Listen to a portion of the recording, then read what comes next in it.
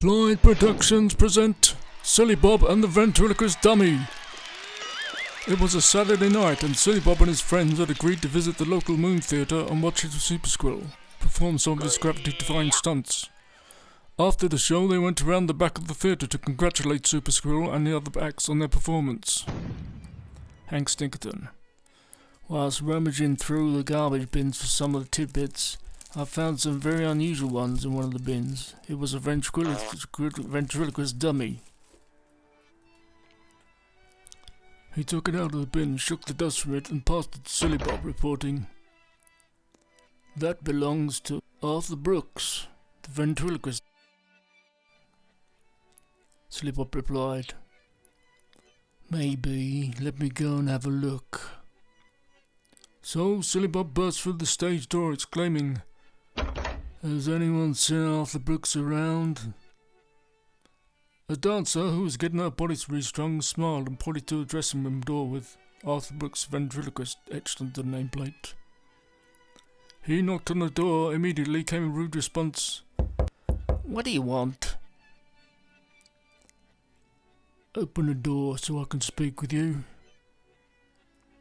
A fumbling and a rattling of keys ensued. The door creaked open, but there stood a rather small and portly young man, drunk as a skunk. "Hello, my name's Arthur Brooks." "What's your dummy doing outside in the bin?" "Looking for his mummy.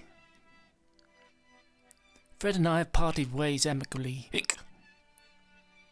He swigs from a large whiskey bottle. "But you threw him in the bin." Takes another swig from the whiskey bottle. "He wasn't funny enough tonight. I'm fed up with playing second best to him. I've dumped him. I don't want him back. You can keep him. It's over. I'll never perform on stage with him again."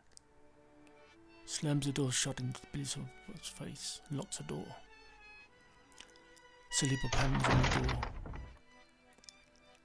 "It's no good. Leave me alone." Smashes whiskey bottle.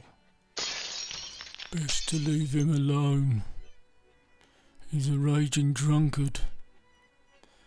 And so Silly Bob is left with Fred Dummy. They decide to walk home. It's quite a trek. And they stop at the Dog and Duck for a refreshment. Silly Bob paces the dummy on the spare chair by the plop window, when all of a sudden, "Got look here." A voice seems to come out of nowhere. In fact, it came from Fred the dummy. "Got look here." Silly Bob reports, "Is that you, Fred?" There's no reply. Stinkerton. "I believe it's your round, Silly Bob." "Gred and gutter, and gred, and a good look here." "You can't feed a dummy," said Keep His Stunt. "He's got no innards." "Got look here and a gacket of crisp glaze." This can't be right. They all have a whip round and buy Fred the ventriloquist dummy a big bottle of beer and some bread and butter and a packet of crisps. The dummy doesn't move and sits there with a rude smile on his face. Lord Creosote enters the pub, and whilst his back is turned, the dummy's crisp bread, butter and beer are consumed. They turn around and find the bottle, plate and crisp packet empty. "Got look here and a gherkin." Silly Bob answers, "Is there a gherkin here?"